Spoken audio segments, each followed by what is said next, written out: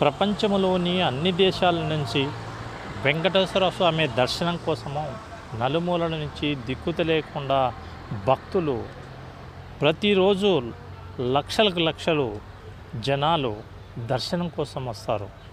కానీ దాని అపవిత్ర పాలు చేసిన ఈరోజు పవన్ కళ్యాణ్ ఇమీడియట్లీ రాజీనామా చేయాలి.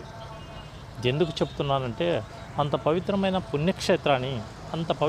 పుణ్యక్షేత్రాన్ని మీరు సినిమా టికెట్లు అమ్మినట్లు అమ్ముకుంటూ ప్లస్ గేట్లు మీ ఇష్టం వచ్చిన సినిమా థియేటర్ కొత్త సినిమాకు థియేటర్లకు గేట్లు తెరిచినట్లుగా తెరిచి జనాలను మీరే చంపేశారు. దానికి నైతిక బాధ్యత వహిస్తూ పవన్ కళ్యాణ్ గారు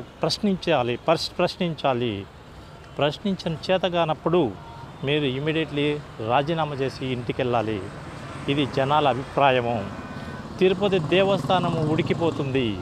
ఎందుకంటే ఏకంగా 8 మందిని మీరు మీ నిర్లక్ష్యంతో మీరు చేసిన పనికి చేతగానితనముగా ప్రవర్తించి బిఆర్ నాయుడును ఇమీడియట్లీ రిజైన్ చేయమని ఈయనను ప్రజల ఆగ్రహానికి జైలుకు పంపాలి. 7 కడ్డీల మధ్యలోకి పంపించాలి. ఈయనకు శిక్ష ఖచ్చితంగా పడాలి. మీరు చెయ్యండి, లేదు మీరు ప్రశ్నించండి. ఈ మహాకూటమి మీ యొక్క కూటమి ఎటు చూసినా కానీ జనాల్లో చెడ్డ పేరు తెచ్చుకోకుండా మీరు ఏదో విధంగా దీనికి టెంపుల్ను ఇమీడియట్లీ మీరు బలోపేతం చేసేయడానికి ప్రయత్నించాలి. కానీ దానికి నైతిక బాధ్యత వహిస్తూ పవన్ కళ్యాణ్ గారిని ఇమీడియట్లీ రిజైన్ చేయాలి.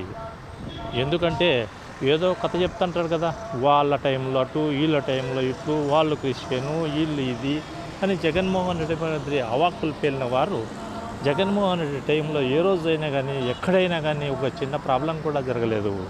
కానీ మీరు వచ్చిన నుంచి తిరుపతి దేవస్థానాన్ని మీరు అన్ని అంగుల ఎడు చూసిన హిందుత్వం అని మీరు ప్రజలను భక్తులను చాలా ఇబ్బంది పెడుతున్నారు. మీరు చెప్పిందే కథ, మీరు చెప్పిందే వేదం, మీరు చెప్పిందే జనాలంతా వినాలి. అది తప్పు కానీ ఒప్పు కానీ మిమ్మల్ని ప్రశ్నించకూడదు.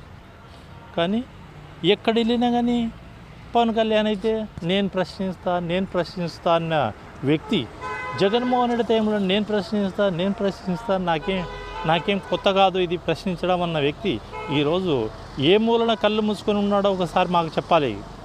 ఎందుకు ప్రశ్నించాలి ఇంతవరకు? దాని మీద నీ స్పందన ఏంది? నీ స్పందన ఉంటే నువ్వు చేయలేకపోతే వెనకబడి రిజైన్ చేసి వెళ్ళాలి.